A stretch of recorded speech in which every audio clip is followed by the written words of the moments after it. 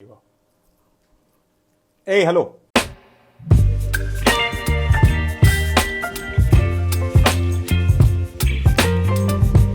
Hey, hey, hi. Hello. Okay, so Patthar Ke Fools is essentially this, both of us, I think Floyd, Pranav, and me, and several others spend a fair amount of time on Instagram talking about food and making serious, in his case, beautifully shot, Michelin star level short recipe videos like Pranav, or like debunking reels like me. And then the whole lot of the conversation is just like dead serious. It's about nutrition, it's about science, it's about all of these other things. And I thought it'd just take a break and really just really talk through, like a typical adda on these various side stories about food, right? And all the things that make food joyous, but not necessarily just stuff in the kitchen, right? Of course, there might be a little bit of science here and there, but really the focus is on stories and trivia and really terrible jokes. I think that's the goal of this. We'll try and keep it to like an hour so that it doesn't like become too boring. And for those of you who don't know, Pranav, in addition to someone who makes these astonishingly gorgeous food videos and does these crazy hard, insane challenges once in a while and so on, he's also a spectacular quizzer, meaning that he's someone who knows exactly what kind of trivia will sound interesting and so on. So so we were thinking about what to pick for the first episode of Patthar Ke Fools, and we thought, well, I think we should begin with what is possibly the only inorganic substance that we consume on a daily basis. Everything else that we eat is organic, meaning that it is carbon based. And so on. And this is the only inorganic substance that we eat on a daily basis. And not only do we eat it on a daily basis, Yep. it is absolutely essential. A small amount of it is essential, and too much will kill you. So it's sort of like a critical thing, and that is salt.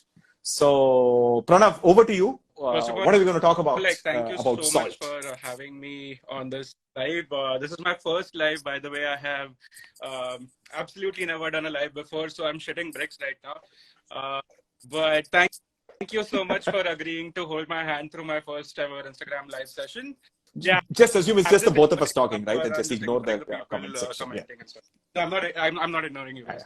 Anyways, yeah, I'm Floyd, and I run like this small Instagram page called Floydian Cookery, where, as Ashok said, I torture myself with these challenges from time to time around food, and these challenges like invariably help me like dive deep into like the world of food, the world of history around food, and science, and languages, and economics, and all the other cool things that have led us to like what we eat today.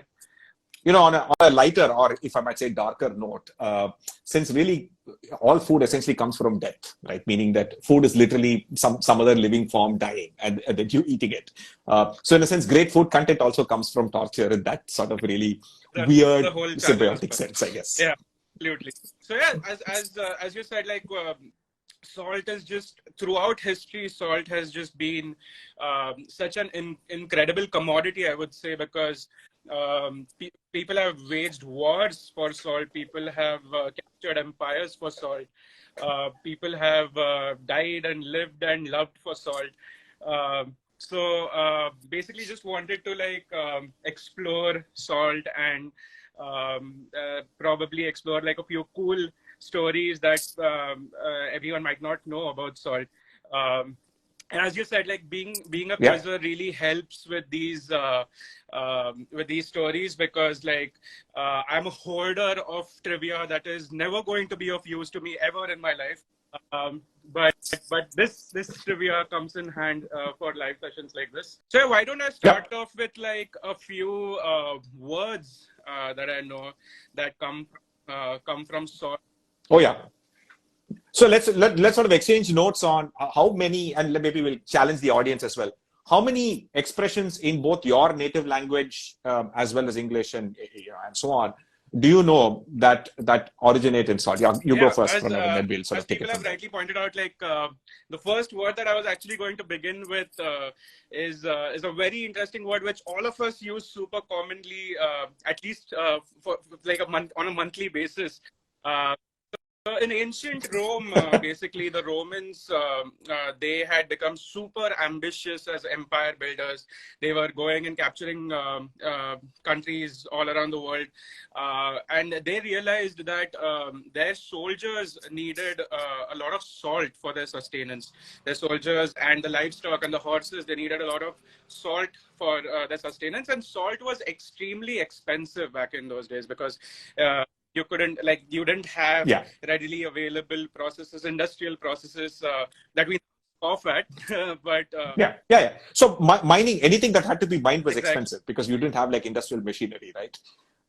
And it's just too ridiculously inefficient to try and make salt from seawater, despite there being so much of it and so on. And you didn't have the cleaning mechanism, so like sea salt was like super dirty and to sticky. get like purified salt, purified in their own way, was extremely expensive. So soldiers, when they were like going around and capturing empires, soldiers were actually paid wages in salt because why offer money when you can offer salt, right? And that's where the word salary comes from, because salary, word sal, which is also where the expression worth one's salt also comes from. The soldiers were worth one's salt, weight in salt, which is why like to be worth one is worth salt. So that's where the word comes from. Also, the word soldier itself fascinating from salt. Exactly. Soldier is the French root which meant pay. Yeah, which meant pay. For salt, pay. And then, so basically a person who accepts salt as payment is basically a soldier. So salary to be worth your weight in salt, everything comes from salt. Like one of my favorite etymology stories. No, actually, if you really think about it, right, the word salubrious, meaning, healthy, and also the word salacious, which in a way means salty in that sort of, naughty sense, right, also comes from salt, right? And the other interesting one was sauce itself comes from salt again, right? The word sauce also has an origination. In salt, I think there was also, and likely the Spanish word for salt, which is salsa, which also again is something, a condiment that is indeed salty. And more interestingly is salvation, right? So salvation is also quite a fascinating thing. We're talking and I think sauce, salad, the word salad and the word sausage, both the words sausage and salad come from the same, as in it's the same root, same story where sauce basically it comes from salt because it was salted, like it was salt heavy. Is salt heavy, sausage. Veggies that are salt heavy is salad. It's basically like the same. Salad, I think people have been posting a bunch of these Hindi and Tamil and other expressions like namak halal, Bengali expressions, namak haram and things like that, right? So, and we also obviously know Gabbar Singh's, dialogue about, eating salt, and now you can eat the bullet and so on, right? It's quite interesting. So it's quite fascinating that, so you spoke about the Roman Empire. You go back like 1,500 years before the Roman Empire. The Jewish Bible has a reference to the whole idea of this is actually the Sermon on the Mount, I think, right? So you are the salt of the earth, right? So this is Jesus from the Sermon on the Mount. Again, the expression "salt of the earth" is in reference to the fact that salt is so valuable that when he refers to farmers and people, shepherds and people who do things that are important for society, right? And yet don't earn much from it. And so he was comparing them to salt, right? So you're the salt of the earth, and so that's another sort of lovely bit of history as well. Yeah. But by the way, did you know the? I'm sure, of course, as a quizzer, you might know. It'd be good for you to explain the grain of salt also. That's also a fantastic story, I think. Okay, yes. Take something with a grain of salt. As a topic, I do not know the story of that. Okay. So grain of salt, incidentally, is... so Pliny the Elder, apparently, in ancient Greece, so antidote for certain specific popular poisons included a grain of salt. So the recipe for the antidote included a grain of salt. So the general idea is that if somebody makes a threat of poisoning you, you can take it with a grain of salt because, the antidote is easily available, right? So the idea is to be skeptical because you can take it with a grain of salt. Yeah, absolutely. Yeah. Absolutely. Then, yeah, as a lot of people were saying, namak haram and namak halal. It's actually like there Yes. is. Yes. I mean, people just believe that it comes from like eating someone's salt and then like betraying them. But there's like it's considered Yeah. that there's a much bigger history behind it, which goes to like the Sahara deserts and stuff as well. So basically, salt production in general was undertaken by like the rulers of the state and the governments that ruled a particular area. Sahara Desert, which is where like a lot of Arabs basically came from, like the northern Africa, Middle East belt. Uh, Sahara Desert was Yes. like it was very hard to find salt in Sahara Desert. So whatever salt was being Yeah. mined or was being made in the coastal areas, which were like strictly governed by like kings and empires. So Yes. basically, anyone who tried to make salt by themselves was considered someone who Ah. was betraying the empire, because like not being loyal to the empire, because Yeah. they were trying to like kind of like source the salt themselves when salt was already so rare. Uh, which is where the Yes. namak haram, namak halal are all Urdu and Arabic words. So that's where it originally from, where basically Yes. Somebody who betrays yeah, salt by making it himself.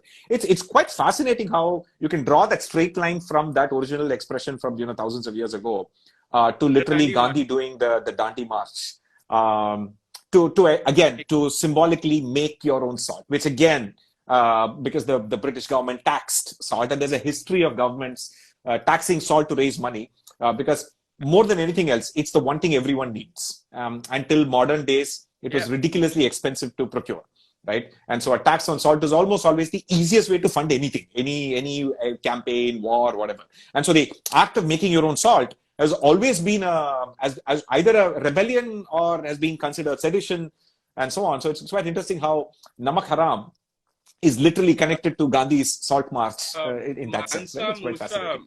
who was like, since you talked about like taxing the salt and every Mansa Musa, who was one of the sultans of I think the ninth sultan, if I'm not mistaken, the ninth sultan of the kingdom of Mali. Uh, he was considered back then to be the richest person in the world. And if Oh like yes, yeah, some estimates are to be believed, like he can be considered like the richest person in history. Like his wealth is like inflation yes, adjusted and stuff.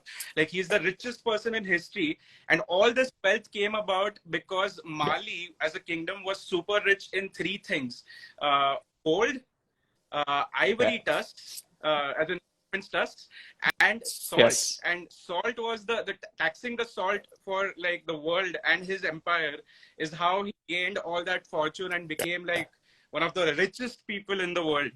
Yeah, I recall reading about how he would make these trips to Mecca, Medina, and Uh-huh. all of these other places in the Arab world. And then every time he would visit, it would just cause economic catastrophe because the guy just threw around gold like it was nothing. Right? Here, take it, and so on. Yeah, So literally devaluing gold in the place that he would travel because he was just so yeah, like absolutely. insanely Imagine generous like and just traveling yeah. once and devaluing the entire gold. Like value of gold. Yes. So and all of that came from salt. It's quite interesting. So the other thing, so now that we talked a little bit of history, okay, it's only fair that I think we maybe speak a little bit about some of the Uh-huh. interesting scientific trivia about salt, right? One interesting thing that I remember reading in Mark Kurlansky's Salt, which again is a fantastic book for those uh, who are interested in this. It's a fantastic book. All of his books are Yeah, amazing, but Salt is just superb, right? It traces the history of this, and the history of salt is almost like the history of the planet, right? So it's history of civilization, if you will. Um, and it's quite interesting because humans um, uh, most animals when something is essential we tend to have a craving for it. At least evolution tends to build a craving, so we have a craving for sugar, we have a craving for fat, and so on. But strangely enough, we do not have a craving for salt. And so which sort of although despite the mm-hmm. fact that anything that is salted tastes better, that goes without saying, but we Right. don't have an intrinsic craving for salt. So on the other hand, your herbivores, which by the way, cows and deer and all of these things, who who do not get salt in their diet because they're just eating grass and they're eating plants, and plants don't have salt in them.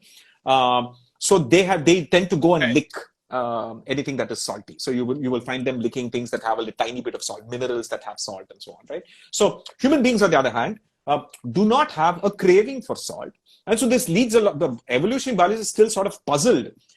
How did human societies figure out that this was essential? Right? It obviously had to be seeing a lot of painful deaths here and there, right? I mean, only other way you could have figured out that no, you need to get a little bit of this every day is by seeing like literal deaths happen, right? And so it's quite interesting that and the original diet, we obviously were not mining salt, and other than people who are close to the sea and all that. Obviously, if you're eating fish, you're getting enough salt. There's seafood has enough salt, but if you're not by the sea, red meat has a lot of salt. Yeah. So which sort of brings me to a very really macabre comparison, right? So you spoke about sausages, right? So sausages is essentially meat that is preserved by salt. Right? Otherwise, meat will go bad, right? So you add a lot of salt, so it stays forever, pre-refrigeration and so on, right? And so salted meat, cured meats was considered like it's been a skill that literally every society has mastered over time and so on. So turns out that mummies were mummified using salt because you want those human bodies to last like thousands of years.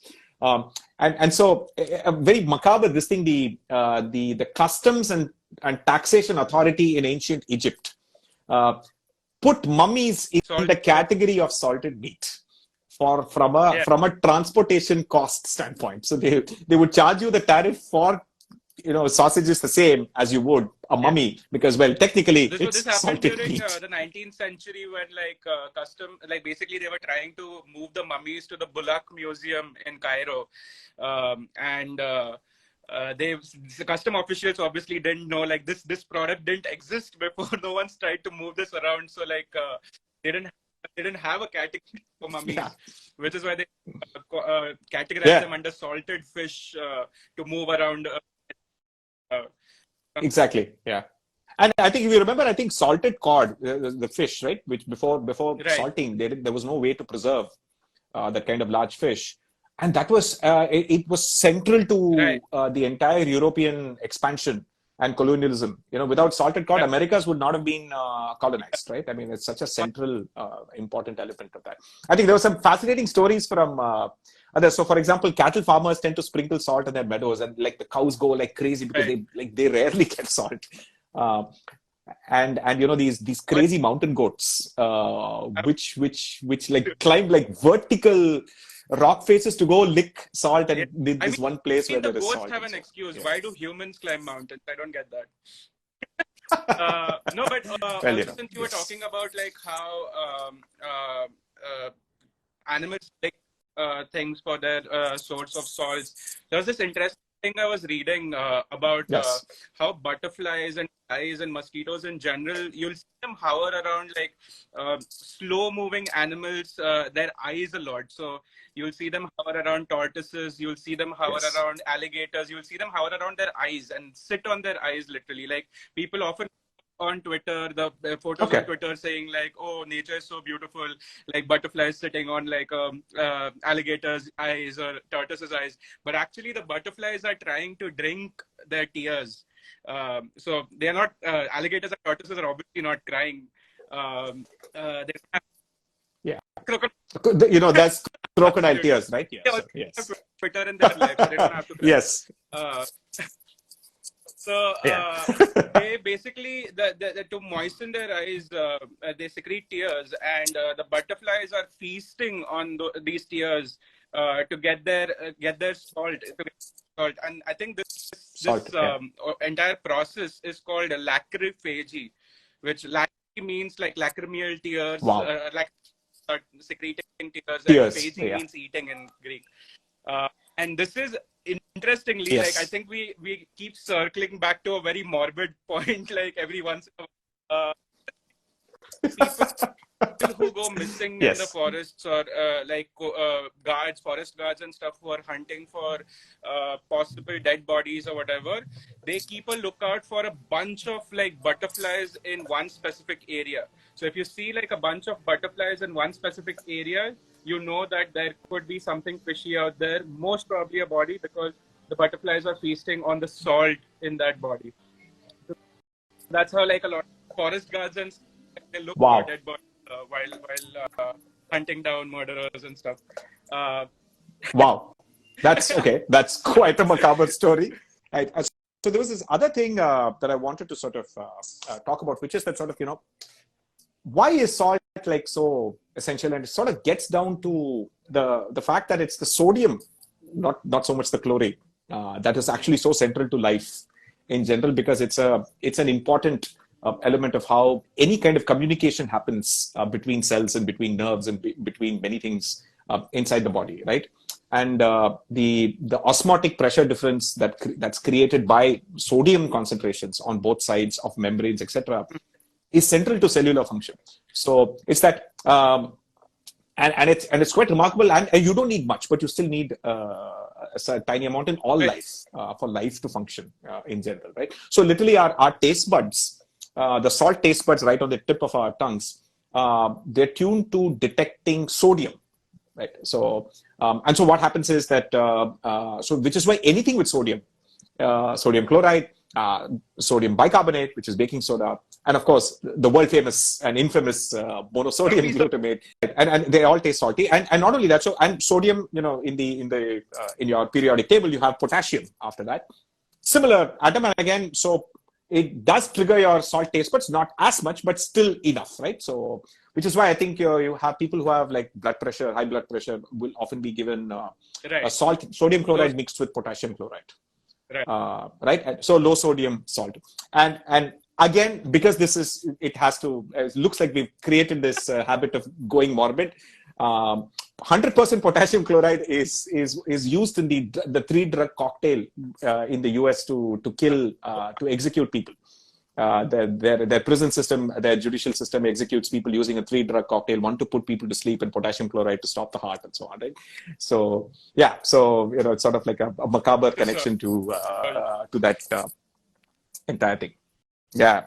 So the other one is that it's actually other quite interesting thing is that if you ask people in cooking what's the one thing they struggle with, maybe you can talk about how you dealt with it or learned it, right? That most beginner cooks, the first thing they're nervous about is salting, right? It makes or breaks a dish, right? I mean, the right amount of salt is possibly the single most important decision you will ever make in cooking, more than anything else, right? You can make a fantastic dish and then mess it up by over salting it and so on. Under salting is still okay because the end user can always add salt, especially if it's a gravy, right? A drier dish, even then you can sprinkle like sea salt and manage. But right. So what is quite interesting is that your saliva has like 0.4% salt. Okay. So it is important. Anything that is less than 0.4% will taste unseasoned. So at least 0.4% is the bare minimum amount of salt that anyone requires for your taste buds to register saltiness, because they are tuned to 0.4 because your saliva already has enough salt, right? So that threshold is already there, right?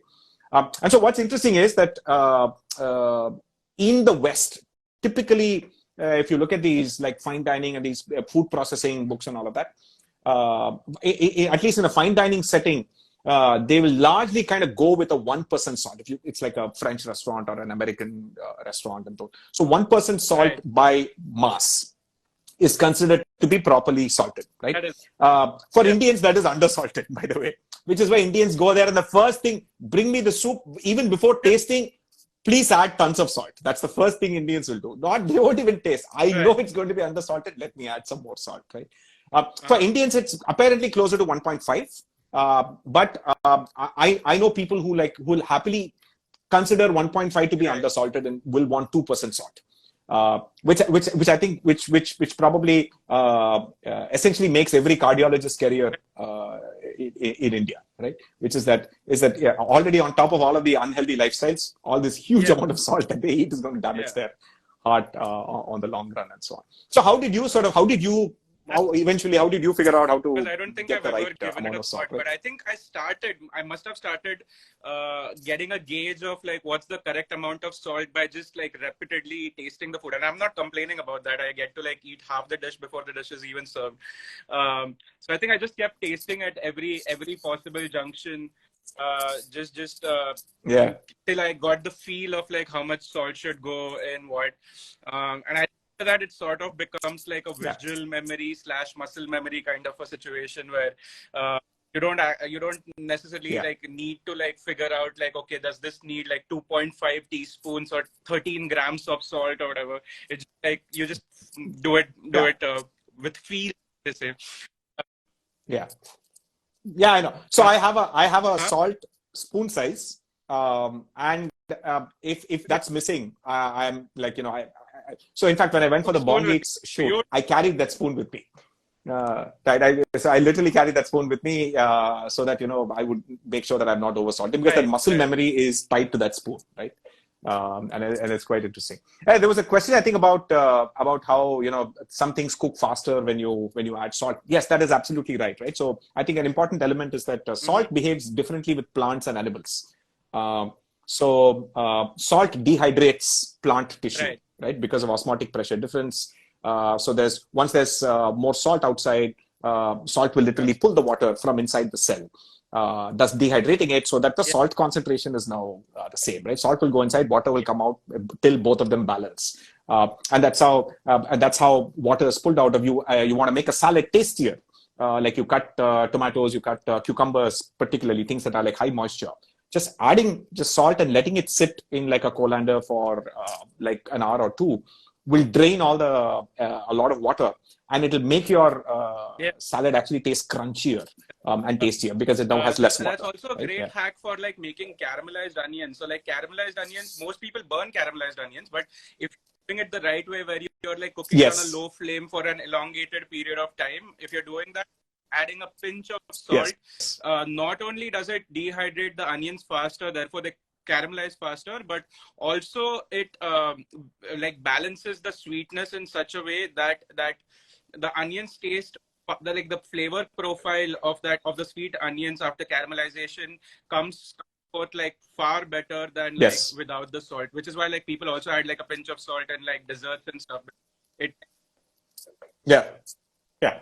And so the other interesting thing is that so the exact opposite happens with meat, right? Which is and again, to take a macabre, because macabre seems to be the theme of the day, if you will. So when you sort of go out running, when you go out in the gym, you're going to sweat, Yeah. and you're going to get tired, right? What happens is that your muscles essentially lose water. And what is interesting is that salt is required, and you Right. lose a lot of salt in your sweat. And salt is required by Right. protein tissue muscles to retain water. And so that is what retains the water in the muscle, right? So which is why when you get dehydrated, it's not just water you drink. You drink water, you drink sugar, obviously, because energy, and salt. So electrolytes, salt is very critical. So electrol or whatever it is you drink after running a Yeah. marathon or this thing needs to have salt. Because that salt then prevents any further Exactly. loss of Yeah. moisture, and prevents dehydration, right? And so again, for the same reason that you drink like salted water or a salted water lime juice after a marathon, is the Exactly. same reason you need to brine your meat. Is that it's the same muscle tissue for it to Yeah. not lose all the water when you're cooking it. So you need to make sure that salt is inside, and that will keep the water inside the muscle tissue, right? Again, the macabre thing being that our muscle tissue and their muscle No, tissue are and pretty that's similar, so that they work the same interesting way. that like meat So has yeah, to like I just said it has to be brined in order to make it more juicy or whatever. In fact, as you might know, like that's yes, where the word marination as well comes from. Like because meat back in again ancient times used to be kept in literal salt water, like ocean water, for it to like brine in the solution, which is where the word marine comes from, like marine as an ocean, and that's why the word marination, yep. because it was kept in ocean water for it to like brine and to be tender and all the Yeah, it's quite funny how I think the original term marination literally means soak in seawater, right? And And then, although now we use like marination and brining almost separately. So because most marinades today don't necessarily contain enough salt.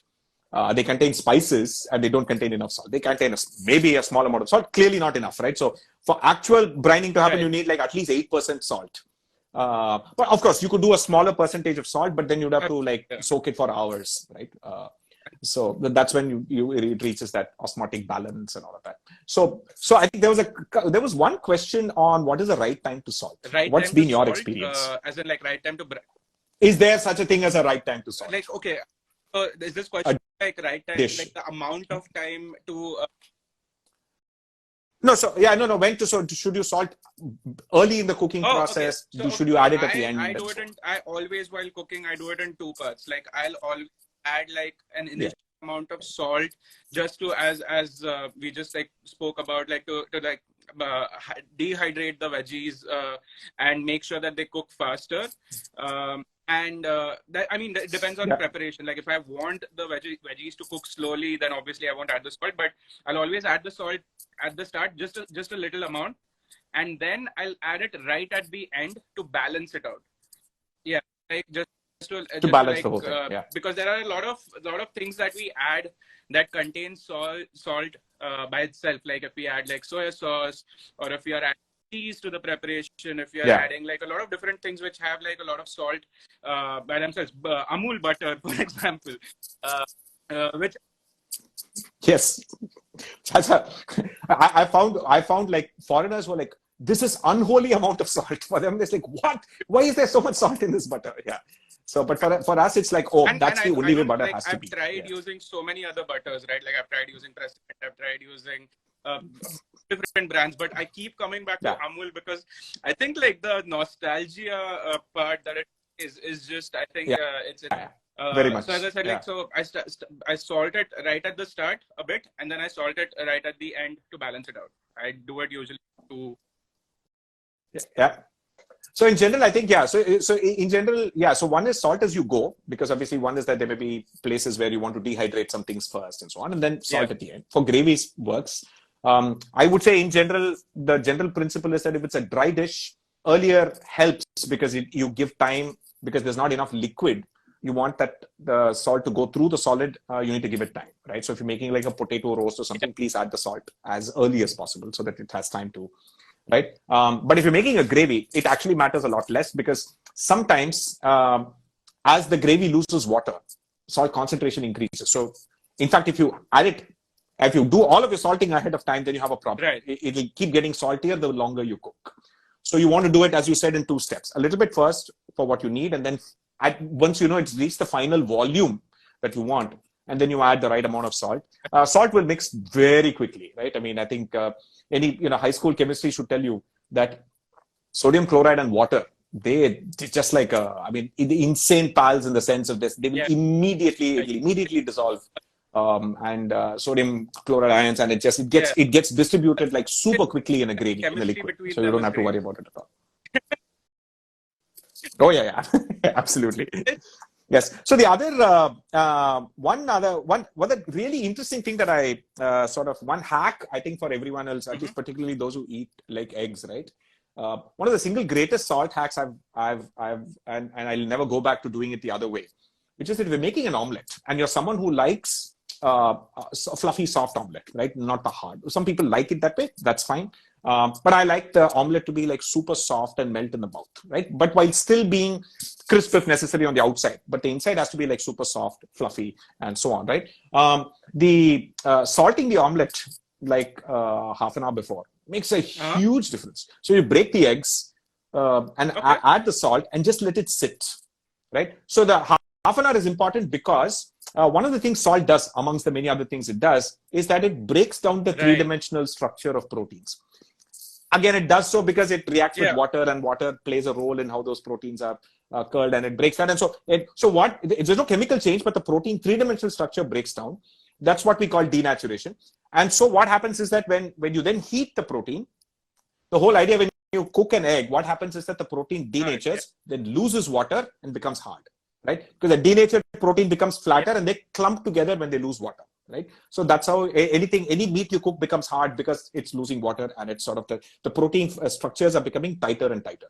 Now, what salt does is that by Mhm. loosening them ahead of time, they take a longer time to clump together when you cook them. Therefore, you give enough time when you add the butter to brown the top or do all of that stuff. So the insides don't get like ultra hard, like rubbery hard.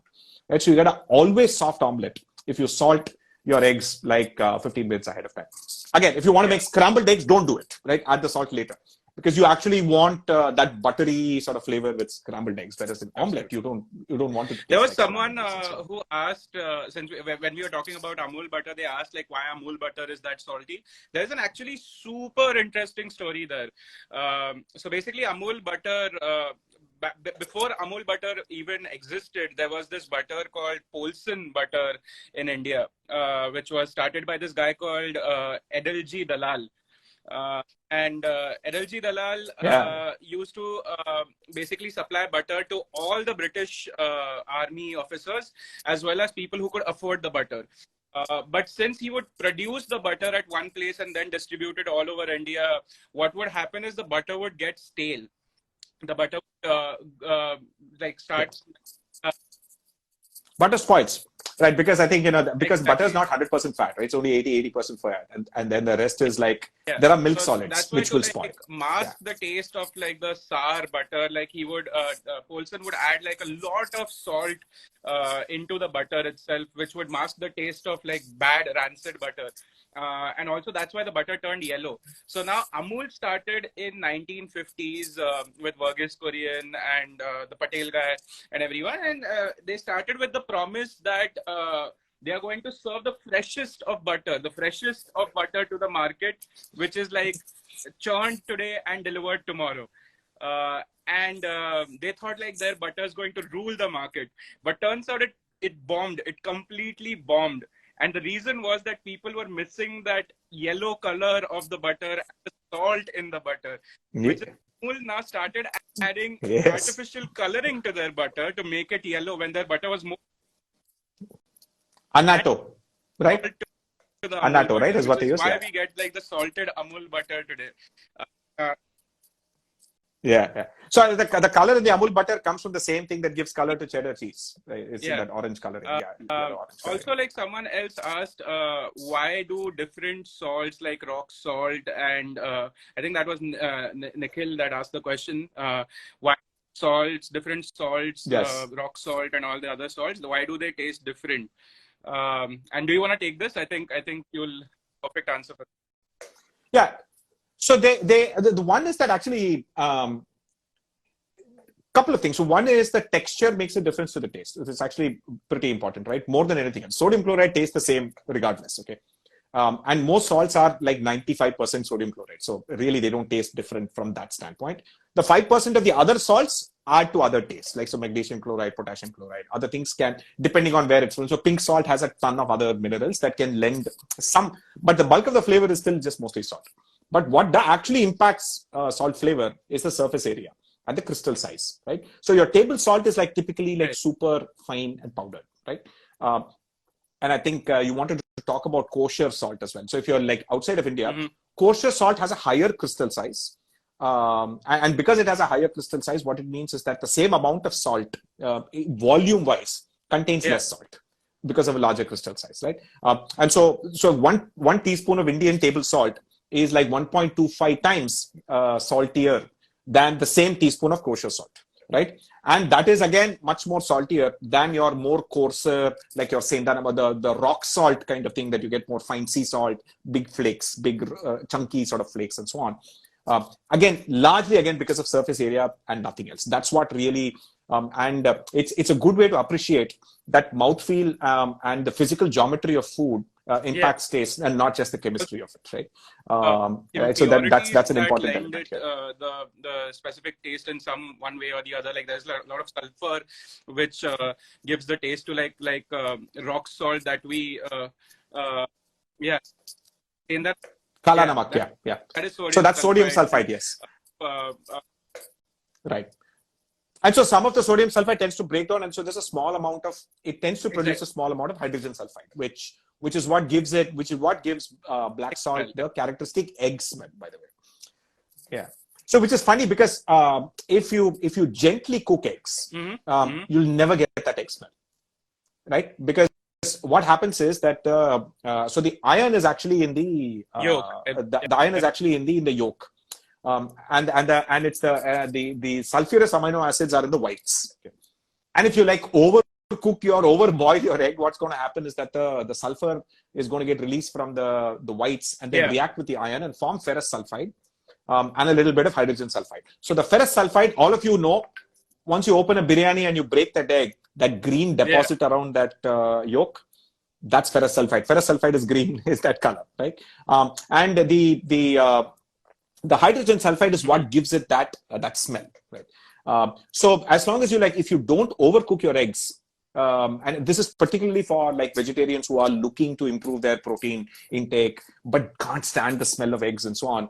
The smell of egg is literally the smell of overcooked egg. So if you figure out how to not overcook eggs, you'll never get that smell. Sujata asks, why do we consume sendha namak during fasting rather than table salt? And I think I'll take this question to also talk about the kosher salt.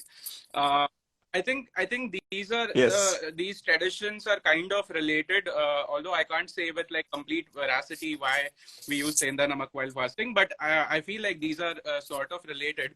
So according to biblical references, an animal has to be, again going with the macabre theme, an animal has to be completely drained of blood before consuming it. Why like so many Abrahamic religions will have this practice of halal meat. So this sort of so people don't realize how similar the kosher rules of meat are to the halal rules of meat. So one of the things that they would do to like make sure that there is no blood remaining in meat is they would dry brine the meat. They would apply salt to the meat and they would let it remain there, and that would like leach out the blood via osmosis, via all the other processes that we just spoke about, and that would render the meat basically kosher for eating, which comes from the Jew kasher. So kasher is the step in one of the multiple.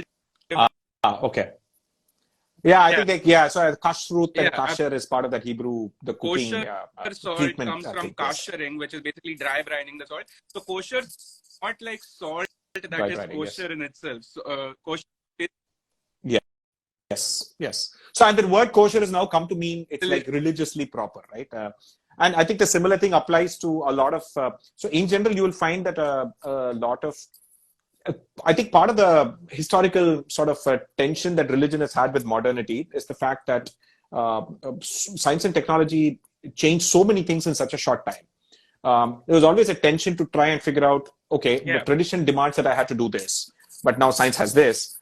So in a few cases, people will just simply change. In other cases, it's like, no, I'll still maintain that old thing. So meaning that, there was no industrially produced table salt, iodized table salt. Sendha namak is what my ancestors were using, so I will continue to use that. Say, for example, even in my family, when they make once a year, they have this festival for Havan for ancestors and so on. The meal that they cook that day contains no ingredients that are shall we say post-Columbian exchange, meaning that it has no tomatoes, it has no chilies, it has no potatoes, it has no beans and carrot and capsicum, everything that was introduced to India in the last 200 years because of colonialism, right? How many people realize that potatoes were not cultivated in any kind of scale till the 1890s? Okay.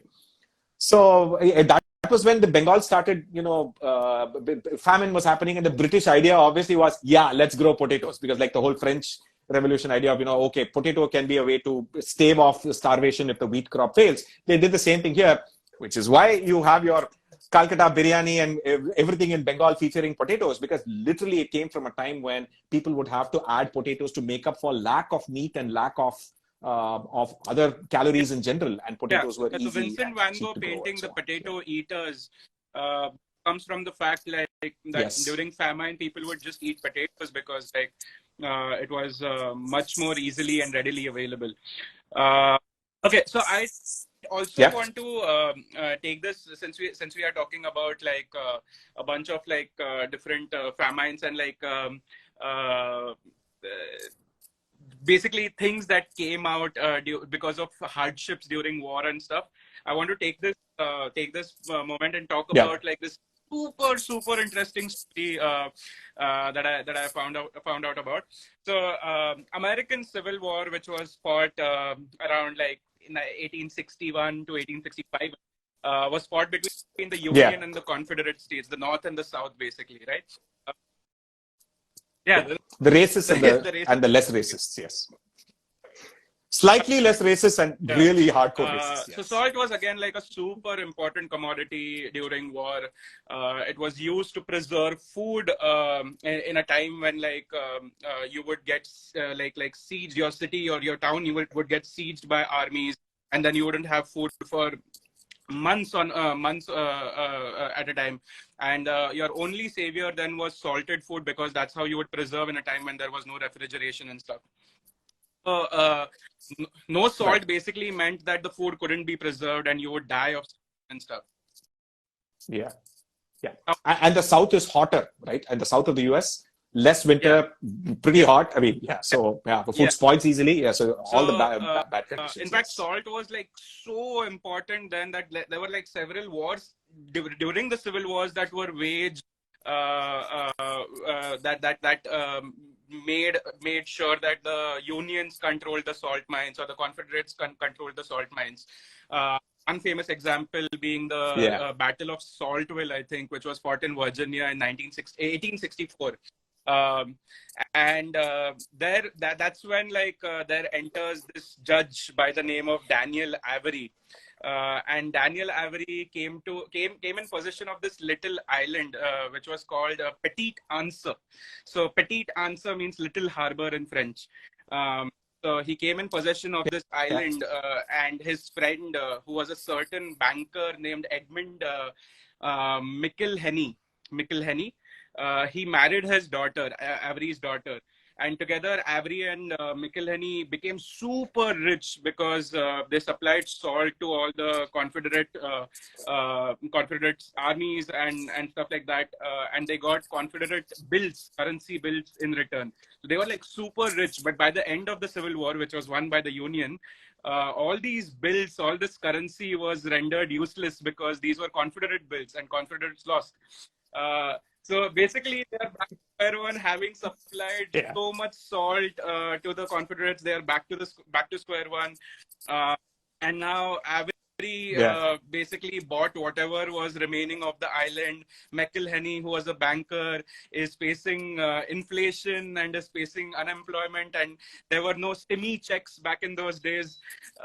So basically, he's just like finding new hobbies, new things to do, because he can't figure out what to do anymore. And that's when he met a Mexican who got him chili peppers from Mexico. And McIlhenny took these chili peppers and started planting them in his gardens because he was jobless, and he tried tending to them. Oh And yes. funnily enough, sauerkraut, which had just become popular in the US because it had come there 100 years ago via German immigrants. Yeah, so sauerkraut The had become German. Yeah. hugely popular. So preservation again like had become hugely popular because of that. So McIlhenny basically added the salt which was found on Avery Island to these fresh red chili peppers that he had just got from Mexico that he was growing in his garden. He basically mixed salt with that and tried to ferment it like you would ferment a sauerkraut.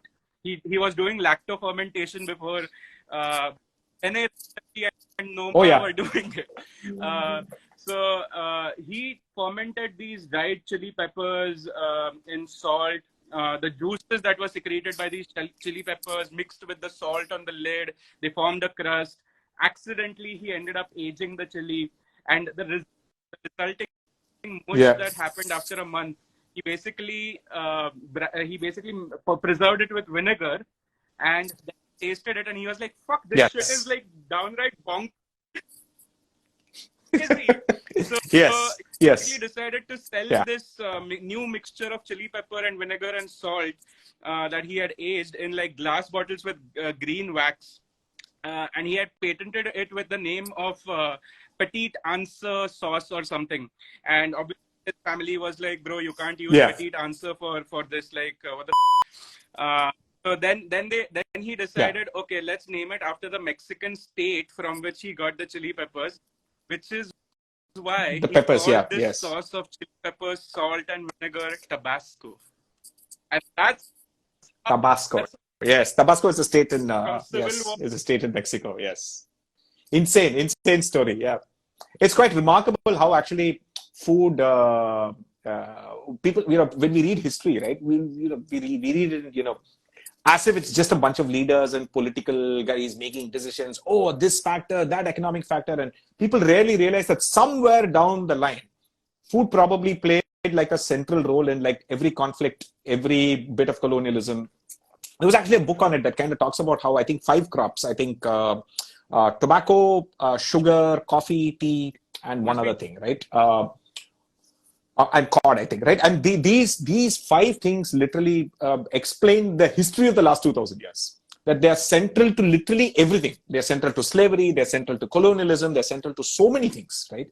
I mean, like for example, this fascinating bit that I read in a history book long time ago, that if the Spanish had not discovered potatoes in Peru, right, and brought it back to Europe, we would not have had a good chunk of the colonialism that Europeans were very successful at after that. Because prior to potatoes, wheat as a way of storing food on a ship was not great because rats would eat it, and it would go back bad like really quickly. Potatoes, on the other hand, had like spectacular shelf life as long as you stored them in dry conditions. Because the potatoes have like a natural defense. They have solanine and things that the rats find nasty. They don't eat it because it's not processed. And so potatoes stay a long time. And without potatoes, there would have been like right. no European colonialism of the rest of the world. Right. So it's just remarkable how all of these things. And obviously, we all know the impact of, the opium wars and the tea and all the rest of that. But coming back to salt, I think there was one question I think Vaishnavi had asked. I'm just trying to see what it was, which was that, yeah. So where did the whole salt on tequila shot? So why do we do the salt on the tequila shot? Many alcoholic That's drinks, a very interesting. No. etc. So it's basically so anything that's over a certain percentage of alcohol, your body is tuned to reject it. Yeah. Okay? Because remember, alcohol is poison. Okay? Uh, So your stomach will throw it out. And so basically, and salt is something. Enough of salt will essentially it will prevent that nausea feeling. That's really all it is. You're literally trying to keep the puke down. That's literally what the salt is for. And again, lime juice is the same thing. So by the way, people who people who are motion sick and altitude sick, when they go up hill stations, drive up to Shimla, drive up to Ooty, and people will feel pukey, right? Or both, going up and come down. And what's the solution for that? You sort of suck on something sour, either like a lime or a sour candy or a tamarind candy, and again with a little bit of salt. So basically, salt and acids actually kill your nausea feeling. That's literally why the lime and salt with tequila. Otherwise, it's really, your body literally thinks it's poison. So you should know now that you're yes. talking about alcohol and salt, an interesting thing is if you've ever been to a bar in India, you know that they've served salted peanuts or salted popcorn or salted soya sticks, anything salted as chakna. They'll serve it to you as or touchings, as they call it in South India.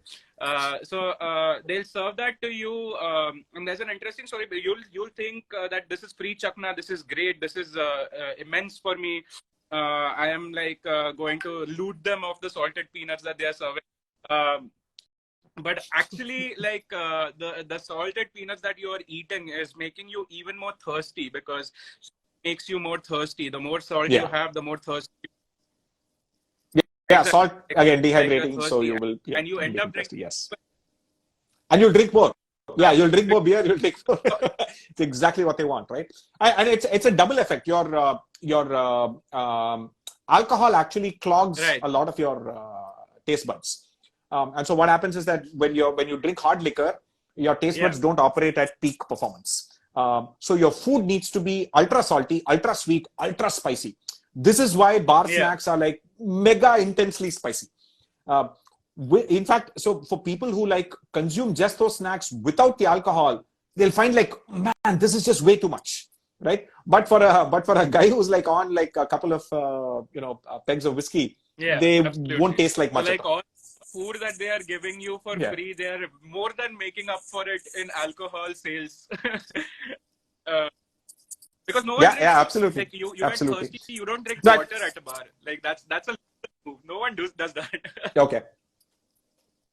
Yeah. That's that's like bad visuals. So you want to bad image, right? So you want to drink tea.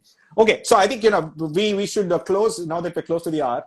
I think we should close with a range of increasingly cringe max salt jokes. Okay.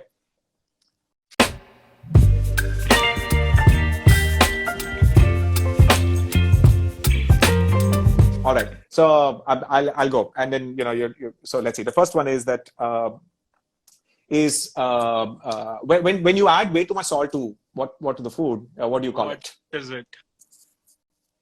We'll start very light. Okay. And then we'll get to the I really think you're gonna have hardcore more of ones. these than I. But Yeah, it's assault on the senses. Okay, so that's what it is. Okay, all right. Okay.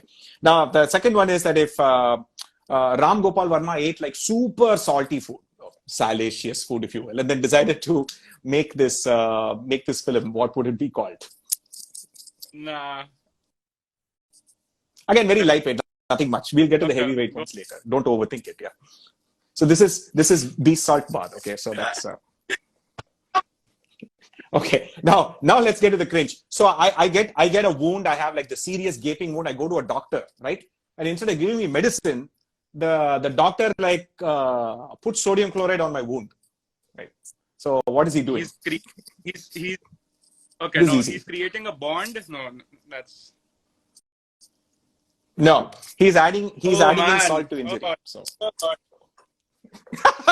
Okay, so you didn't expect that, right? So I thought this was quite simple. Okay, so just to take slight tax, why do whales live only in salt water? Why do whales live only in salt water? A fat joke coming, but no, I'll pass. No, because pepper water makes them sneeze. So just to take away from the pun, this is slightly sort of different way. Okay, all right. So again, so here's a joke about me, right? So people on Instagram keep telling me that I'm likely to get a lot of hypertension. Why? Because you are salty about Ayurvedic practices. Not bad, because I take every claim with a grain of salt. So that's the. So that's this one. All right. Okay. So if you receive an email with a subject that reads pork, salt, and fat, because you should not open it. Spam. Hey. Yeah, you go. You got it. 1 out of 8, I guess. So all right. So I have 2 more, and then we'll get to yours. I think that counts. Yeah, that counts. All right. So what do you call it when salt says hello to rosemary? No. Season's greetings. So this is all right. Okay. All right. And the last one is sort of more. I had dinner with a chess grandmaster in a restaurant where the tablecloth was black and white checks. It took him 2 hours to pass me the salt. Okay, so that was it. So there was just like, okay, sort of end with that. Okay, let's go with yours now. Why are you so good at lives? This is, by the way, for people just joining in, this is my first ever live. Why are you so good at lives more than me? For this live especially, and for the other lives. Why are you so good at lives? Okay, so this also is a salt joke, right? I've been doing it for coffee salt or something like that. No. Huh? Seasoned campaigner, yes. So as Ravi Shastri says, yes, seasoned campaigner. Yeah. All right. So I think, did we leave any other questions before we close? I honestly was not looking at the questions as much because I was enjoying this talk way too much, honestly. And I think one last interesting point is that most people don't realize that 99% of, I think most, in fact, almost all, Oh, Himalayan pink salt comes from that comes needs from like a one mine in whole Pakistan. live Okay. session to just unravel. Malan- Oh yes, yes, and companies have to do all kinds of Yeah, patriotic gymnastics to hide its origin. So, so because technically there is officially a trade embargo that you can't like actually buy like a product from Pakistan easily, directly and so on. So, but unfortunately, all pink salt comes from the Kevra mine, in Pakistan. And so a bunch of Chinese intermediaries buy up a lot of that stuff, and then Indian companies buy yeah. it from those guys and so on, right? So that way they have some plausible deniability of having to hide it and I so on. missed a So point. that's pink salt. Just before we close, Yes. there's an India specific salt story or trivia. So basically, I am from Pune. I stay in Pune, which is in Maharashtra. I don't know why I specified that. I'm sure everyone knows. Uh, Yes, I know Maharashtrians have the sense that sometimes yeah, Bombay takes way too much of the attention. But I think letting people know that Pune yeah. in Maharashtra is Pune probably is the middle overdoing child. it.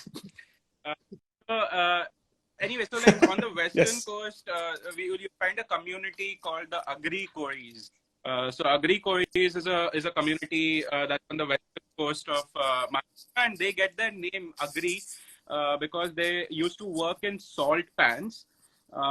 So because it's a coastal Ah. area, they used to work in salt pans, and the local word for salt pans, derived from Sanskrit, of course, is agar, which is why workers of Agar were called Agri, and that's where Kori community gets its name. Okay. But that's not the interesting part. The interesting connection to this is that if you go up north, you'll find the community Agarwals. And Agarwals, so there are multiple stories. One of the stories is that Agarwals used to sell incense, which was like agarbatti and stuff, right? So, which is their last name Agarwal. Yes. But one of the stories is that Agarwals were Ah. also salt traders, which is why they were called Agarwal, because they get their name Makes from sense. Agroha in Haryana, where the king Agrasen, all Agra related. So Agrasena. Yes. basically, salt traders get their name from that Agarwals. And funnily enough, the city of Agra it gets its name from Oh. salt as well, because it was so Agra has been like an ancient salt mine, but apart from the soil in Agra Yes. itself was considered to be like salt, because it was like grainy and salty, which is why it was called Agra, because it comes from that base word agar. So a bunch of like connecting things, like how do you connect the Western community? Superb. Yeah. I've always found it funny that Agarwal is one of those like seemingly simple names in India that has like Yeah. 400 variations of spellings.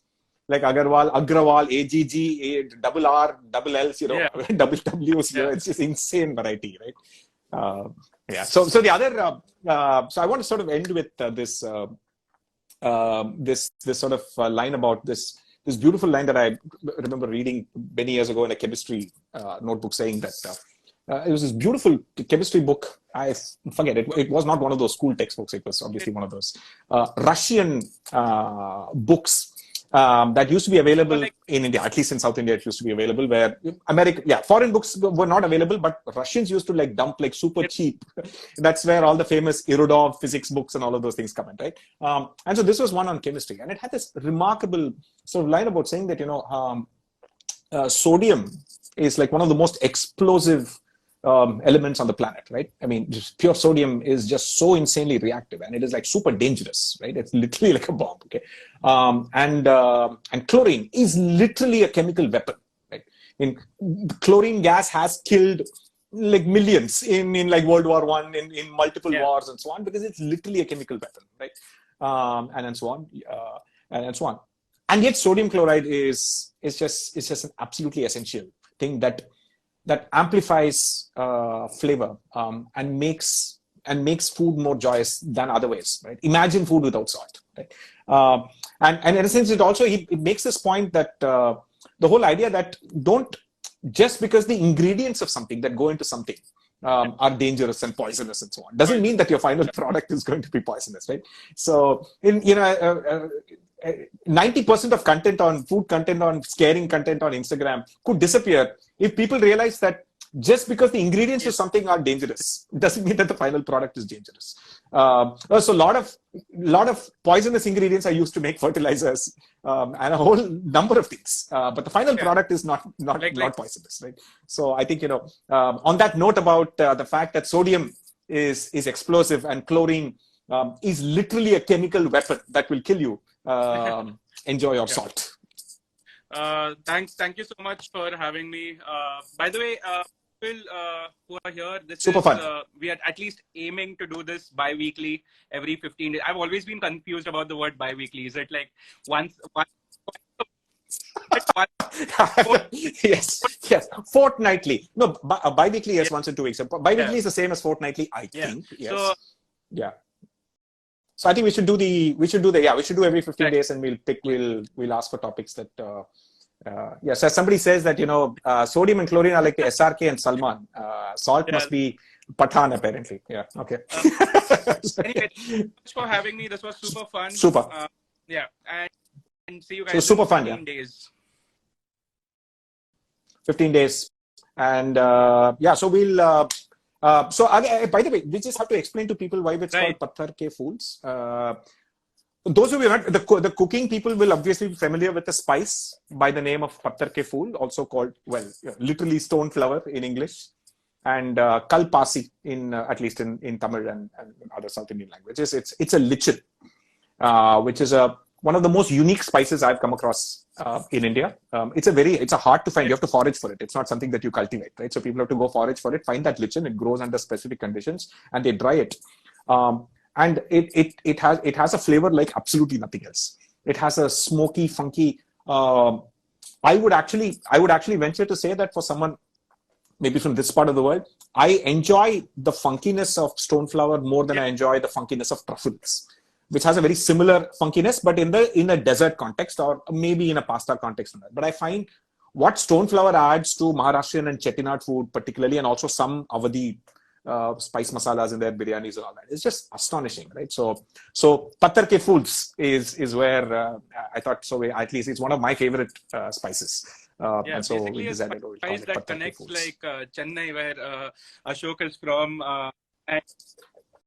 It contains Chettinad and Maharashtra. Yes, exactly. States, Maharashtra and Tamil Nadu. And it is part of Goda Masala, part of Goda Masala, right? One of the community that I spoke about. Yeah. Yes. Super. See you, all right. Ashok. See you in 15 days. Super fun. Thank you.